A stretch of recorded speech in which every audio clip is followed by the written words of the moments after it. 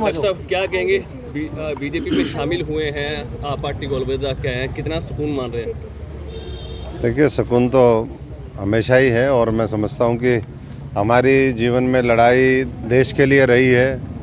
देश के 140 करोड़ लोग उनके लिए रही है, किसान मजदूर गरीब के लिए रही है, कर्मचारी नौजवान हमारी माताओं बहनों की सुरक्षा के लिए रही है। और इसलिए वही संकल्प पहले था, वही संकल्प आज है। लेकिन जिन जिन लोगों के ऊपर भरोसा किया, आपने देखा वो देखने में कुछ और थे। कहते हैं ना, खाली डब्बा खाली बोतल खाली है संसार, खाली की गारंटी दूंगा, भरे हुए की क्या गारंटी। तो ये खाली की गारंटी वाले लोग थे। ये इनके अंदर ना कोई दम था, ना कोई इनकी नीयत थी। और इसीलिए मैं समझता हूँ कि मैंने भी और हमारे लाखों साथी जो हैं इस हरियाणा में, जो आज अपने सपनों का भारत बनाना चाहते हैं, विकसित भारत बनाना चाहते हैं, उन्होंने भारतीय जनता पार्टी और नरेंद्र मोदी जी के नेतृत्व में, मनोहर लाल जी के नेतृत्व में भारतीय जनता पार्टी ज्वाइन करी है और उसी में हम लोग काम करने में लगे हुए हैं। संगठन की जहाँ तक बात है, संगठन की जो क्षमता, आज पूरी दुनिया का सबसे बड़ा संगठन भारतीय जनता पार्टी है। और जिस तरीके से वो पूरी निष्ठा और ईमानदारी से ज़मीनी स्तर पर काम कर रहे हैं आज, वो अपने आप में बेमिसाल है। एक स्वार्थ की राजनीति जिस तरीके से लोग करते हैं वो वहाँ पर नहीं है।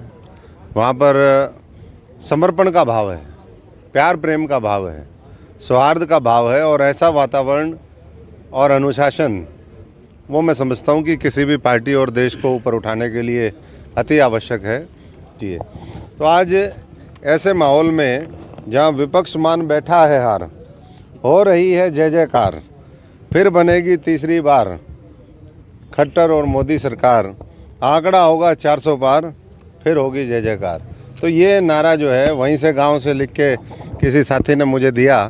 तो ऐसा भाव जहाँ पर हो तो मैं समझता हूँ कि वहाँ पूरी ऊर्जा के साथ और काम करेंगे और संकल्प है, मैं उनका धन्यवाद करता हूं। बात की जाए तो राजनीति की कि आपके लोकसभा सांसद आप रह चुके हैं, अब आपकी क्या प्रायोरिटी रहेगी? लोकसभा का चुनाव लड़ेंगे या आगे प्रदेश की राजनीति के हिसाब से विधानसभा का चुनाव लड़ेंगे? प्राथमिकता दिल्ली जाने की रहेगी या चंडीगढ़? देखिए, मेरी प्राथमिकता, मैं ज़मीनी स्तर का आदमी हूँ, ज़मीन पे ही पैदल चलता हूँ, साइकिल चलता हूँ, आगे भी ज़मीन पे रह कर के काम करना चाहता हूँ।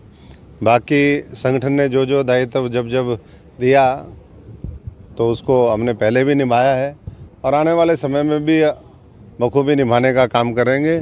हम तो अभी भारतीय जनता पार्टी में नए हैं। मैंने तो कल मीटिंग थी एक, मैंने उनको कहा जी हम तो नर्सरी में दोबारा एडमिशन ले रहे हैं। तो यहाँ की संस्कृति, संस्कार, कार्यशैली, यहाँ काम करने का तरीका, वो सब हम सीख करके, और मैं समझता हूँ कि जिस तरीके से भी पार्टी का जो आदेश होगा उसको निभाने का काम करेंगे। पूरे हरियाणा के अंदर हमारे साथी हैं, हमारे बहुत ही संघर्ष जिन्होंने साथियों ने किया है और पूरे हरियाणा के अंदर उत्साह है। जब से मैं और हमारे सभी साथियों ने भारतीय जनता पार्टी ज्वाइन करी है, बहुत उत्साह भाजपा के नेताओं में, कार्यकर्ताओं में है और साथ में मैं समझता हूँ हमारे साथियों में भी है और कॉमन मैन में भी है। कि मेरे को बहुत लोग कहते हैं, बोले भाई आप सही जगह आ गए। तो लोगों को लगता था कि भाई नहीं, हम तो जहाँ भी जाते हैं यहीं रहने का ही मामला है राजेंद्र जी। लेकिन मैं इतना कह सकता हूँ, चोरों का साथ अशोक तंवर ने ना दिया है, ना दूंगा। अगर मेरे को पता चलेगा कि भाई ये डकैत है, अगर आप ये सोचो कि भाई मैं वहीं पड़ा रहूँ, तो मैं नहीं समझता कि हम बाबा साहब के दिखाए हुए रास्ते पर चलने वाले लोग हैं, जिन्होंने कहा कि गुनाह करने वाले से गुनाह सहने वाला ज़्यादा बड़ा गुनाहगार होता है। तो उसी संकल्प को लेकर के हम आज भी आगे बढ़ रहे हैं। अशोक तंवर कहाँ से चुनाव लड़ेंगे? अशोक तंवर जो पार्टी कहेगी चुनाव लड़वाने की कहेगी तो चुनाव लड़ लेंगे, नहीं लड़ने की कहेगी तो पूरी मजबूती के साथ 10 की 10 लोकसभा में और आने वाले समय में 90 की 90 विधानसभा में हम जीते हैं। ये टारगेट लेकर के 100% रिजल्ट हम हमारे इस प्रदेश से, हरियाणा जो 10 की 10 लोकसभा देता है, 90 विधानसभा हैं, उसके लिए हमारा काम करेंगे। भारत की संस्कृति, भारत का गौरव आगे बढ़े, हमारे हर वर्ग की ताकत बढ़े, ये हमारा कौन सा चुनाव लड़ेंगे अशोक तंवर? मैंने स्पष्ट बता दिया कि पार्टी काम करने के लिए कहेगी संगठन में तो वो भी करेंगे, और कोई और जिम्मेदारी देगी तो वो भी निभाने का काम करेंगे।